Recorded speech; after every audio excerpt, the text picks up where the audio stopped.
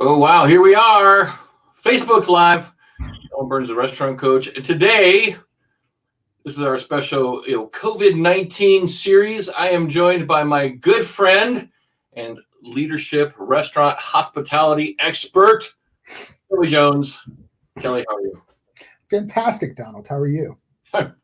Good considering, right? Hey, listen, we're alive and healthy. Yeah. I mean, we were just talking about this before the show started. Like, a month ago, we were in Madrid having talking to thousands of people on stage, talking, hugging, handshaking. Here we are.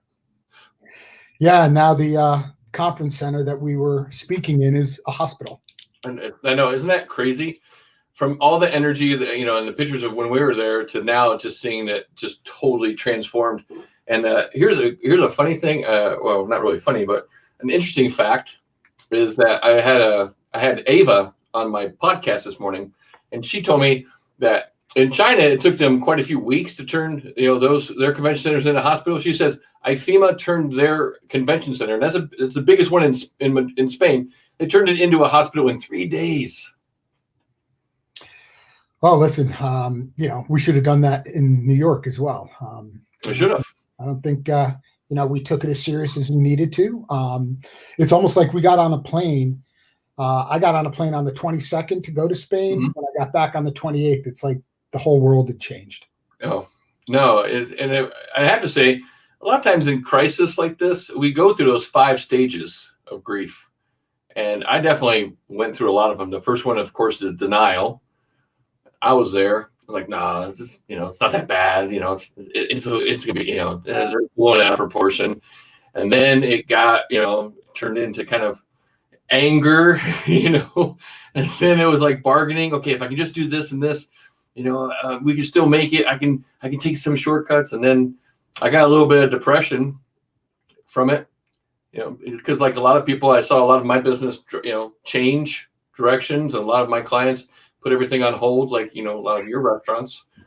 And then finally now, I think I'm at that final phase. I'm at acceptance where, what can we do now? What can we focus on to make this better and be ready for when this is kind of over and we get back to normal? Well, I don't know if we'll ever get back to normal. I think the new normal. It's a new normal. It's, we were having a conversation this morning, after 9/11. It completely changed the way we travel. I think this will change a lot of the way we interact socially. I don't know if it's for the better, because I'm a hugger. So, I like to hug people. But, I think, it's been rough. I've had to close 5 properties, including one I just opened 3 weeks prior. We opened a beer garden and barbecue restaurant in Dallas. And we did a grand opening and a grand closing all in 3 weeks. We laid off over 250 people. It's brutal because I take it very seriously that my businesses, support people's ability to pay rent, to pay utilities, to put food in their houses. And so, the governor of Nevada in Las Vegas shut down schools. They shut down schools on Monday, 2 weeks ago. They weren't going to shut down the casinos. And then we get the message Tuesday night, they're doing a full shutdown of everything. By Wednesday, 3 Square and Central Church had already mobilized pop-up food pantries. So from Wednesday through Friday that week, and then now Tuesday through Fridays every week in the foreseeable future, we do pop-up food pantries. So it's kind of been good for my, my soul to be able to get out there and volunteer to, almost every day. And there's 6 locations around the Las Vegas Valley, and every location I've been at has done, 500 plus cars a day. So we fed, over 50,000 families, and we've already moved over 1 million pounds of food. Wow, that's amazing. That is a really, really fantastic thing you're doing. Is there a link for that? Yeah, if you go to hopeforthecity.tv. Hopeforthecity.tv. Yep, hopeforthecity.tv. It shows all the ways that you can give, whether it's, financially or your time to volunteer or donating food. We had a lot of the casinos shutting down. Well, no, they all shut down. So they donated, everything that was in their walk-ins. We ended up boxing, bagging, and handing out to people. And, you see the best of humanity out there when, people are just so grateful, had families that are like, you've been able to give us so we can have food.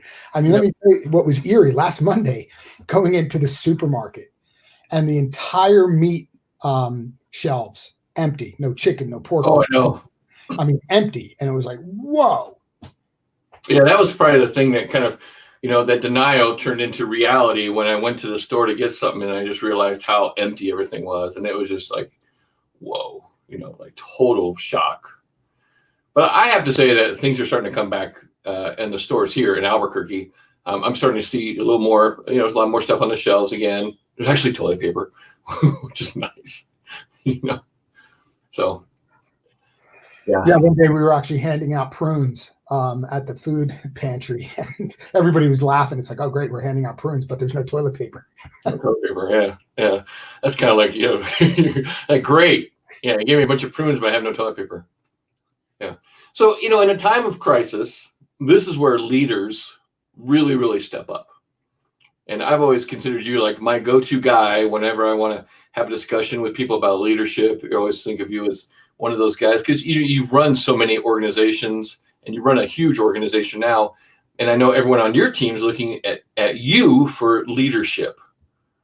So what are some kind of tips or, kind of concepts or things you want to talk about as far as like what do leaders really need to do right now? Well, I think, over communicate is probably the most important thing right now. You've got to give people information. I think the hardest part of this whole thing is the unknown, right? If somebody said, hey, this is all good, we're going to go back to normal in 3 weeks. Great. Okay. I can hunker down for 3 weeks. Right. But first of all, if you watch the news, pick a channel and then pick another channel, then another channel, and you're going to get, all these different, pieces of information. I think it's going to go on for another, 4, 5, 6 weeks, probably. But as far as, leadership is communicate, we have 3 of our restaurants are still open doing delivery. I'm talking to the chefs and managers every single day. We collaborate because a good leader is all about collaboration. Right. None of us are as good as all of us, if you will. And so, having regular, communication sessions where you're getting everybody's input. I'm not in Burlington, Vermont, and I'm not in Boulder, Colorado, and I'm here in Las Vegas where, I have one property, but, making sure that I get up there and making sure that I, see the team, how are we doing, making adjustments. The only thing consistent in the world is change, and we're changing things every single day. And I think that, it's experience. There's one of my favorite sayings is success is the result of good judgment. Good judgment is the result of experience, and experience is often the result of bad judgment. And I think, mistakes and evolving things are just part of being a good leader in listening to your team and then taking all the information and collaborating and making things better every day. You should have seen even the first food pantry we did. Tomorrow will be 2 weeks ago. Wow. And to today, we are so much more efficient because every day we get better and better and more efficient. And therefore we're able to serve and feed more people. And that's because, we're evolving as we go. Very cool. Very cool. So have you seen like a lot of people on your team, like the younger leaders, have you seen them step up? It's interesting. The short answer is yes, but there are a lot of people afraid out there. We're out there exposed. We have gloves on. Some people have masks on, but there are people that pull up in cars, won't even roll down their window. Oh wow, really? Oh yeah. We're trying to obviously not only feed their body but feed their soul too. Talking to them, in some cases praying with them, but I think that so many people are afraid out there that there's 2, ways that, they're looking at this. I'm going to hunker down. I'm not coming out, until this is all over. And those that want to get out there and want to serve other people. Like I said, there's some great humanity going on in the world right now by, these first responders, these people that are, in, cleaning, infected, rooms, areas, buildings, the doctors, the nurses, the fire, the police. I mean, these guys do this stuff every day. What a great example, they're setting for us as a society. Yeah, exactly. What are some things that you're focused on right now? Since, some of your restaurants have kind of closed down, what are you focusing on with those brands? Well, God willing, they all open up and they're, up and running again. Mm-hmm. There's one that may or may not make it. Right now we're looking at, how long this lasts is going to depend on whether or not, we can continue to maintain it. It's a business first and foremost. You can make a penny a day and stay business for a long time, but you lose a penny a day. At some point, you're going out of business. And, we won't go from, doing 100% of our sales to now we're doing 5, maybe 10% of our sales through delivery and pickup. And so that's just not sustainable. We've left all of our salaried managers on the payroll, but we've had to lay off all of our hourlies. So they're the ones that are doing the deliveries, and not the deliveries, but the making the food and packaging stuff. Yep. The other things we're still focused on as a company, we've got a lot of projects that are, end of 20, 21, 22 opening. We're still working on our food hall in Las Vegas and Colorado and Napa. We're still working on, the food hall that we're opening up for AT&T, which was supposed to open April 1st.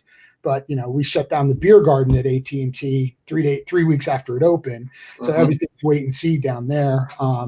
It's funny because, we're so big in the food hall space. We operate, quite a few of them with a lot under development. And, food halls are all about being social, interacting. So we got this, disease that's, all about not being social and not interacting. So, we're going to wait for a while until that opens, but we're pretty much ready to go. So, we're focused on, communicating with our team still. We're even, showing our hourly people that we have to lay off how to collect unemployment. We're really diving into these new, laws that were passed to find out what, the options are, to get people to at least get some sense of relief financially. So, that's kind of what we're focused on. And then, 4 days a week from 8:30 in the morning until 2 in the afternoon, out at these food pantries, just, communing with other people and helping. What do you see as far as the future of, restaurants are going to change. And we talked about this earlier, that normal is not going to be normal. It's going to be a new normal. What do you think is going to be the new kind of model that restaurants are going to have to switch to? It's a great question because, that's, again, the great what if. I think, I pray that we do get back to normal as far as being able to go out and socially interact. Right. It's really sad because, obviously I'm seeing friends, who've already closed their restaurants and don't plan to reopen them. Yep. Some of the things that we're already doing right now is, I had a conversation with every single landlord over the last 2 days. And, most of them are really good because it's not a rent deferment. It's like, we can't pay you rent. So it's not like we're going to defer it and all of a sudden, come June, we've got 3 months of rent to pay. That's not working either. Right. So, a lot of them are deferring rent month to month. Okay. I'm not deferring, but we're going to forgive your rent for April. So we're not paying any rent in April. Okay. But I have one landlord, and this is probably a really good story for a lot of restaurateurs. One landlord basically we're going to defer it until June. I go, okay, well, what happens in June if I can't afford that rent? And, he's like, well, I mean, we've got our bills to pay and we've got this and we've got that. I'm sitting there going, okay, well, there's a lot of government relief programs for everybody, including landlords. And, I said to him when finally, it became very clear they were not going to forgive any rent. It was all going to be deferred. I said, let me ask you a question. I said, let's say we close the doors and don't reopen. Who's going to want that space? Who's going to, what new restaurants are going to come in and all of a sudden, we just went through this crisis and, financially hit us, spiritually hit us, physically hit us. And, nobody's going to come in and go all of a sudden, oh, great, I want a second generation restaurant. I'm going to pay rent. And I said to him, I go, and what if you did find that person? That person is going to be really good in negotiating. I want a 6-month free rent period. I want tenant improvement allowance. You got to give me, $100,000 to build out my restaurant. Right. And what's that going to cost you in the long run versus just giving us 3 or 4 months of free rent? And he was silent because he knew I was right. And I said, I go, look, we'll stay, connected. We'll continue to, have a dialogue as this thing progresses. But, those are all the things we're focused on right now is, how do we take care of our people? How do we make sure everybody stays safe and healthy and fed? And then, everything else. Look, I'm blessed. We'll get through this at the other end. I just want to make sure that the rest of the team does too. Right, exactly. That was a good point you made about the landlords. It's better for them to work with you now. Because it's in their best interest too. So, yeah, who wants to empty restaurant space after this thing right now? Well, my hallucination is if any of the restaurants that actually go out of business will probably be empty for a year or so. Oh, definitely. Because until, we see the economy come back up and, we have confidence in spending again, everybody's going to be doing what they did after 9/11 and every other major disaster, the financial crisis. They're going to hoard and hold on to what they've got until they understand, what's at the end of the tunnel. The mattresses will be stuffed with money again. Sad but true. Sad but true. Sad but true. No, it causes people to have kind of erratic kind of behavior. These things always tend to do. So how about social media? Has your team changed any of their social media for any of your restaurants? We're running specials to try to, get, as much delivery as we can. So almost all of the individual restaurants, social media is all about what we're promoting, what the specials are. We're still open for pickup or for delivery, how you can do it. Here's a link to our website to look at our menu.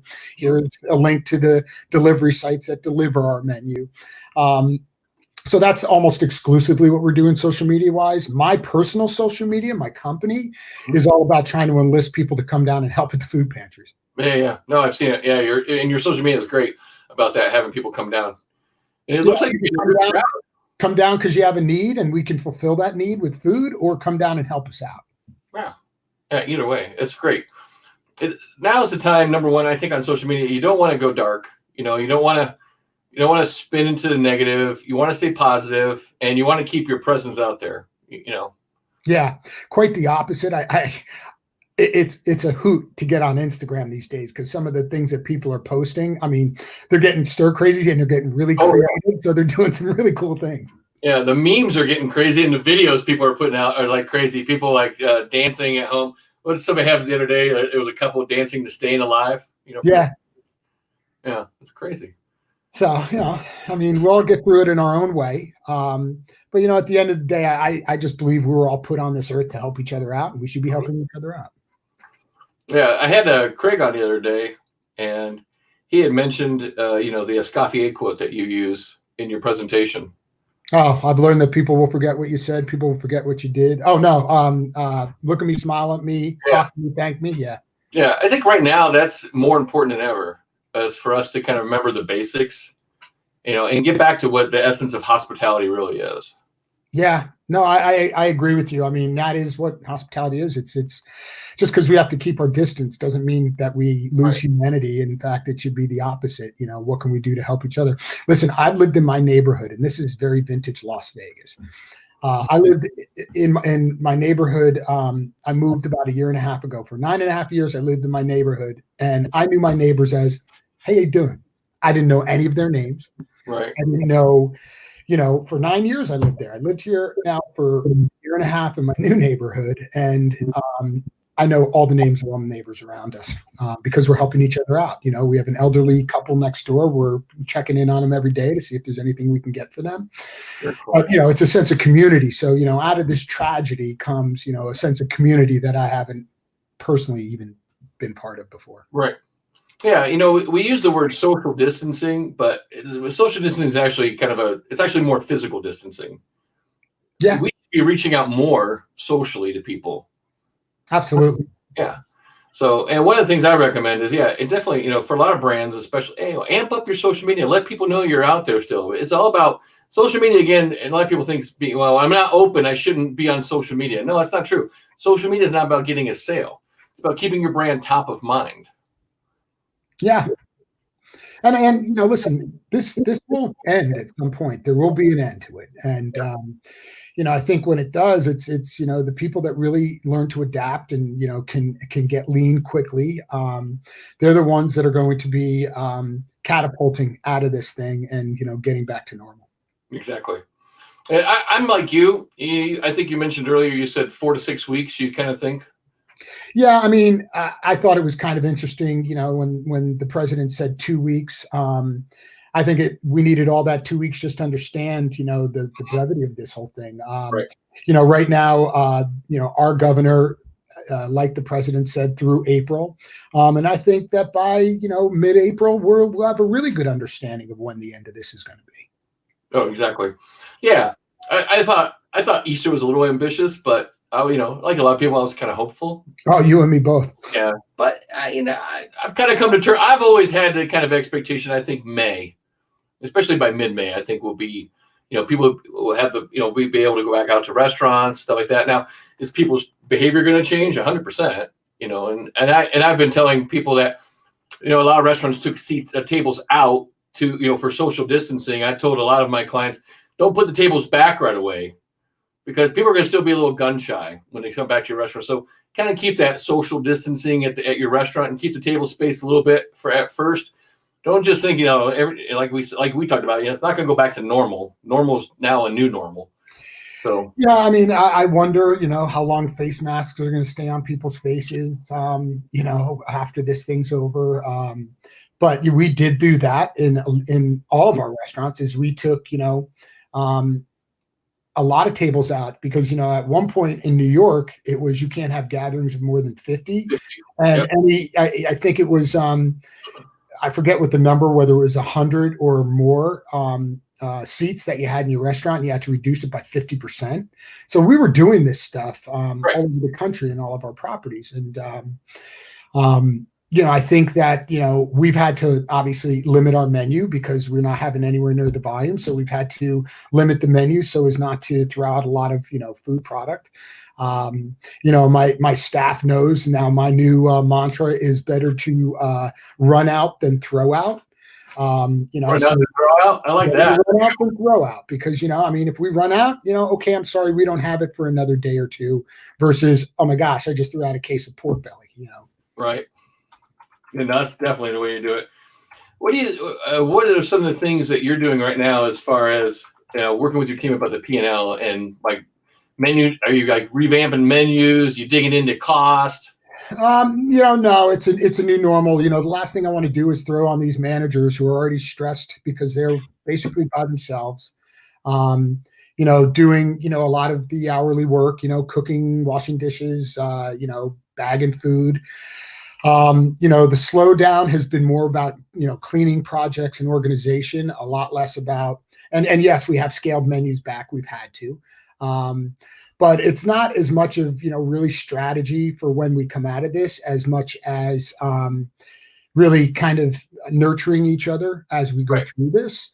I am so absolutely petrified to get my P&Ls for March. In fact, all my restaurants are doing their inventory as we speak.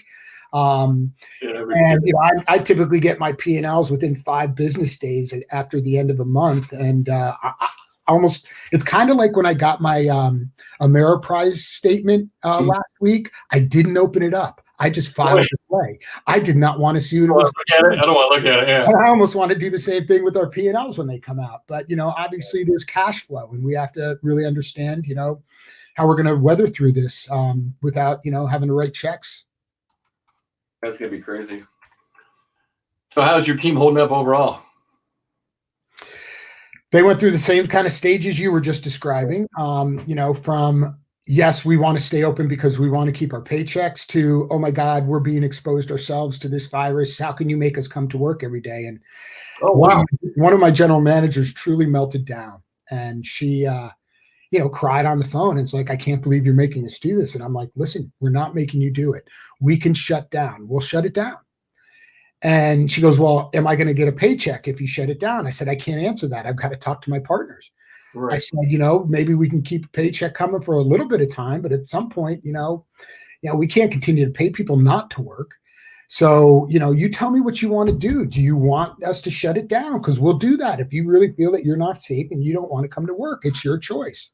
Right. And, the next day she called me and apologized, but, she had valid concerns and was very emotional about it.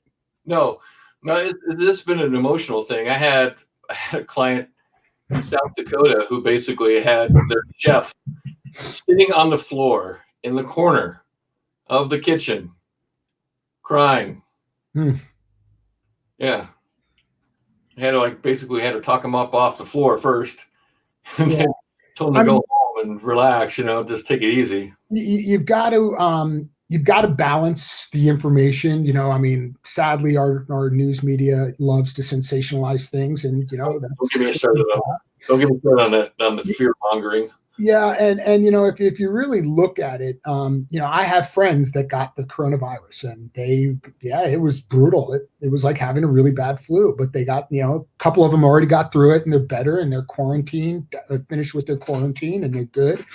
Some of them have it right now, and my whole feeling is, I'm a pretty healthy guy. If I get it, I can probably get through it on the other end. So I'm not deathly afraid of getting it. Mm-hmm. Otherwise, I wouldn't be out every day doing these food pantries. Right.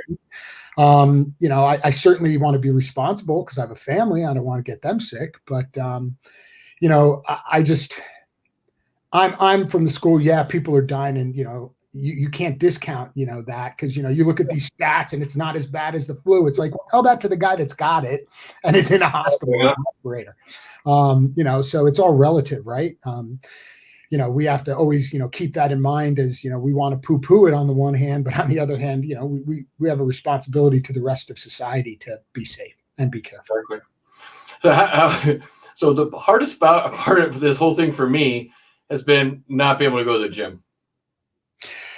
So I got to tell you a funny story, and I hope my trainer's boss isn't watching this, but, I have a trainer a couple of years ago, and, I was only working with her 1 or 2 days a week because I travel so much. I had so many, lined up.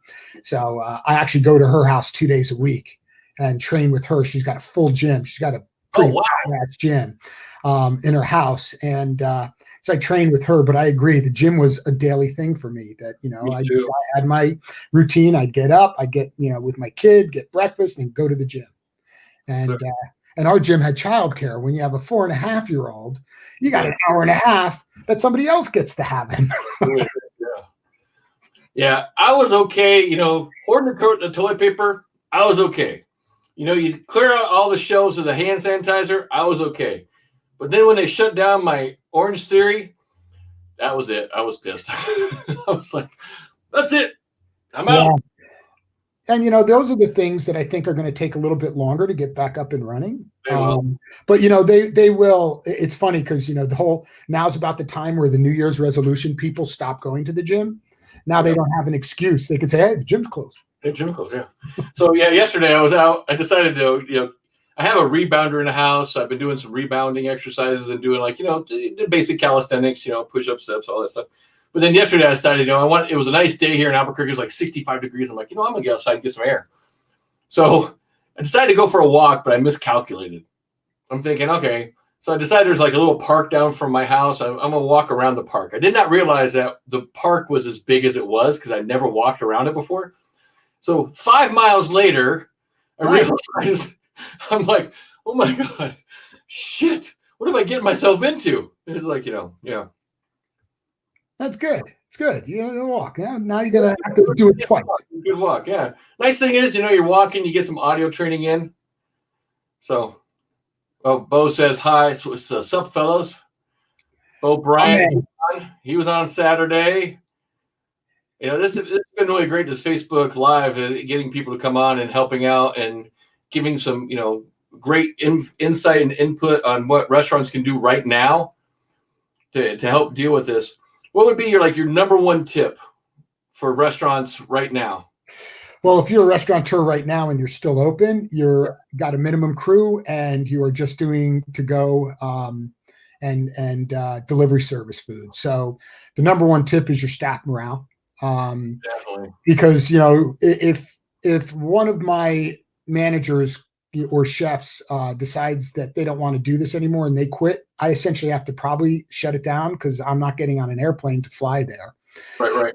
My number one tip is keep open as long as you can because it is very difficult if you shut down to reopen. Even if it's a matter of coming out of pocket a little bit just to make sure that you're open and have that presence, that online presence, that website presence, social media presence, lights on at night presence. I think it's really important because people are still out driving around, so they're seeing whether or not your lights are on or not.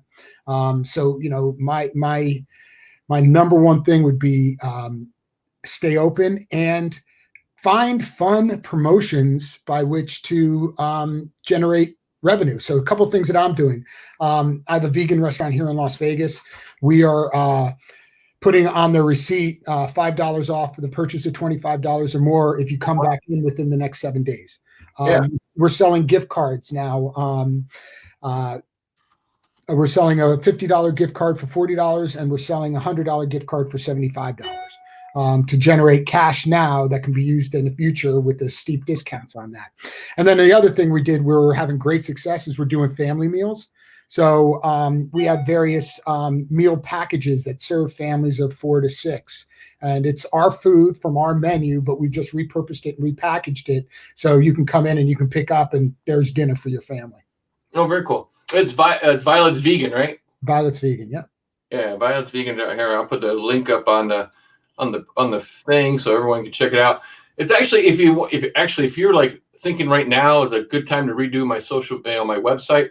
Violet's Vegan has they have a great social media presence, and they have a really cool website. So check it out because I love it when somebody has a video on their landing page, kind of welcoming. That's always great. You want to tell your story. A lot of people think websites is just kind of this boring place. We just post all these pictures and that's it. But you got to be able to talk about your stuff. So, yep. Nice website. Very cool. Very cool. So I know you're a big, you use a Vero. Yeah. So so restaurants who don't know what a Vero is, a Vero kind of measures a lot of your key performance indicators. Yeah, it's a four-wall management information system. It extrapolates everything that's entered into your point of sale system and slices it and dices it into all kinds of different ways to analyze your information. Because when you and I first started in this business, it was all about the gut, not the brain. Yeah. So we didn't make decisions any other way than this is just how I feel it should be versus This is how I know it is because I have the data to support it. Avero is something, that's really, helpful to me. Our managers communicate through it. All of our managers' logs are done on it. Before my feet even hit the ground in the morning, I've read through on my phone every manager log.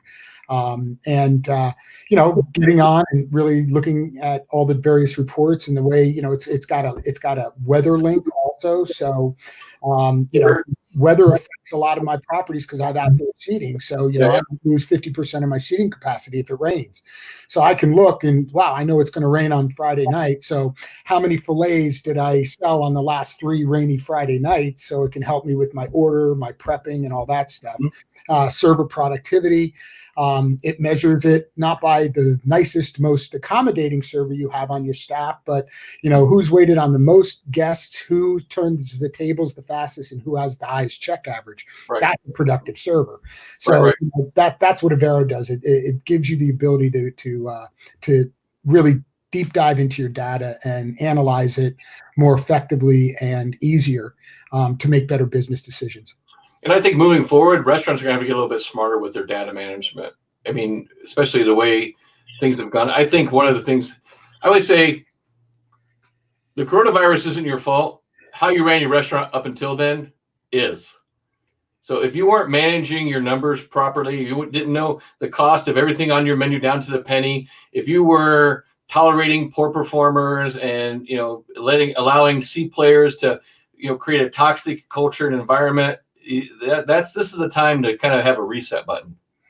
Yeah, I mean, there's a lot easier to cleanse and or purge your restaurants, but if you're not managing that every single day in your properties and having your leadership team manage that every day in your properties, then A, you're allowing bad behavior, and B, you're not being anywhere near as high performance and profitable as you could be.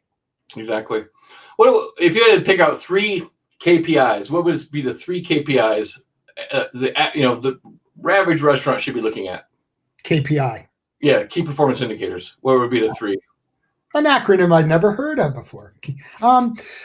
Well, performance indicators, certainly sales number one, because sales hide a lot of issues.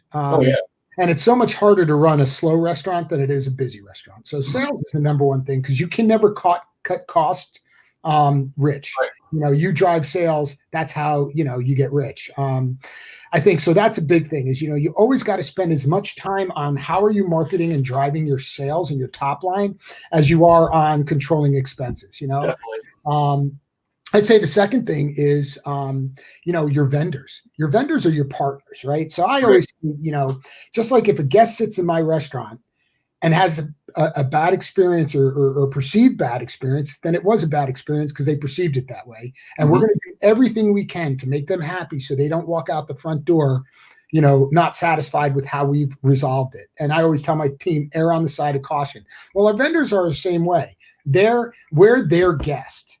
And so, it's amazing to me how often we're not price checking, proteins, especially against other purveyors, how we're not talking with them about, getting samples for free, getting, them to source us better, less expensive product that's still the same or higher quality.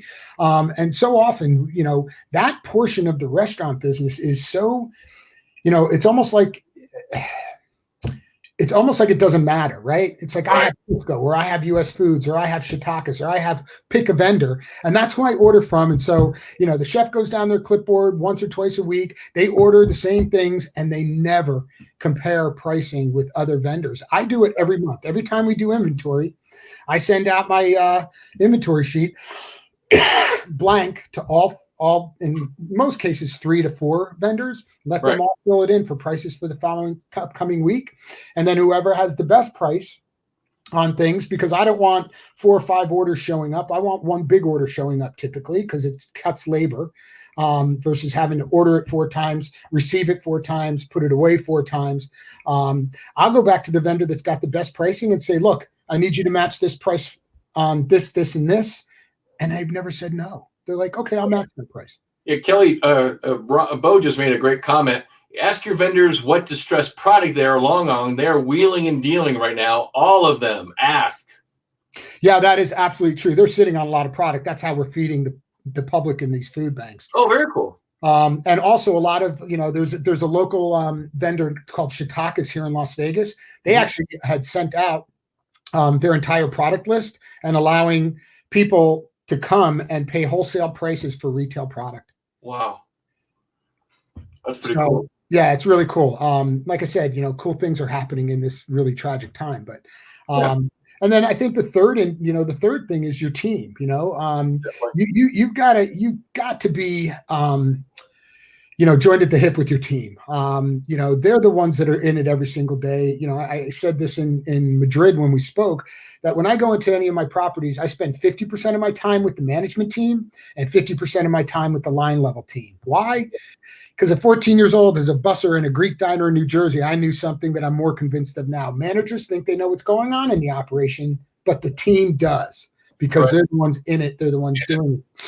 And so, really staying joined at the hip with them and, asking their ideas, because how many times, listen, you and I, we came up as cooks and stuff like that. Yep. And at the end of a busy shift, hey, what are you doing? You want to go get a beer? And then you go to the bar and a bunch of you from the restaurant sit there and you drink a beer and you bitch about everything that's wrong with the property. I learned a long time ago, vent up, because by bitching together, you can't change it. But if you bitch to leadership, you can change it. Exactly. No, that's the truth. Yeah. Yeah. So many times those, that one beer after work turned into 2, 3. You know how it goes, right? Oh yeah. And then the next morning, it's like, oh, I'm not going out tonight. And then you finish your shift. It's like, let's go out. We're out. We're out. Hey, let me ask you. The only good thing about getting older, we don't do that anymore. Yeah, we don't do it anymore, or not as much. Not as much. Yeah. Not as much. Now we actually do have one, and then we go home. It's like, all right, I have one, and that's it. And then we're out. But hey, do you think this whole thing is going to change? I know once we get back open, and you travel, a lot. You travel more than probably anybody I know. Do you think it's going to impact your travel? Are you going to travel just like you did before? Or are you going to do more kind of online virtual meetings?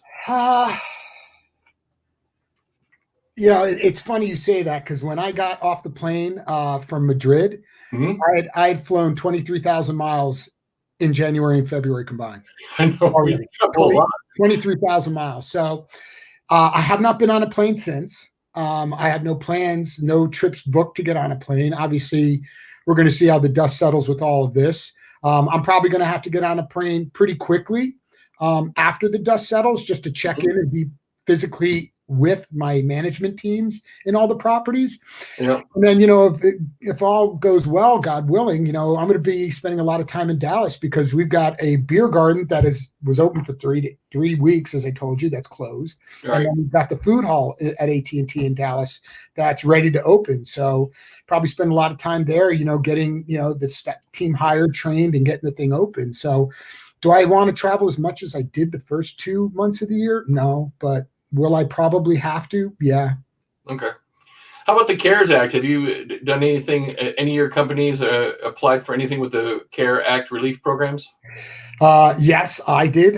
So I have 3 different companies. My parent company, Kelley Jones Hospitality, which the other companies pay dividends to and distributions to. I already filed yesterday for the $10,000 loan. That's going to be forgiven, basically get a loan. It's a loan, but we don't want the money back, kind of thing. So I already filed for that.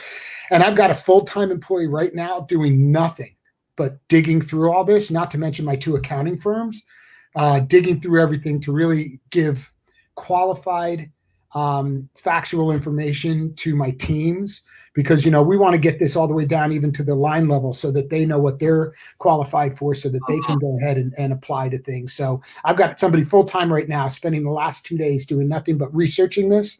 Wow. And that's their job in my organization right now, to every single level, from ownership on down to busboy, dishwasher. What do all these various levels qualify for? What is the tax breaks that we can assume? What are the loans that we can look at? Right.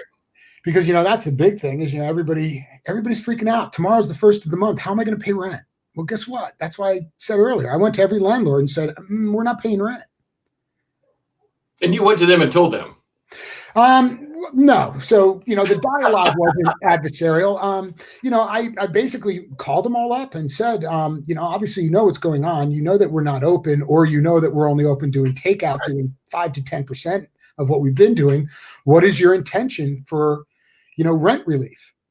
And the first guy came back and said, we're going to do a 50% discount. And I said, yeah, it's not going to work. So I was able to get 3 landlords to give us, we're going to go month to month, and see, we're forgiven for April. We'll talk at the end of April for May, month to month for rent forgiveness. One landlord gave me blanket 3 months. I'm going to give you 3 months free rent. And then the one guy I told you, who's just like, yeah, we're going to defer it. And I'm just like, this restaurant won't stay alive if you defer it, because once that deferment comes due, you're going to be in default. Yeah. Because I can't pay it. No. Hey.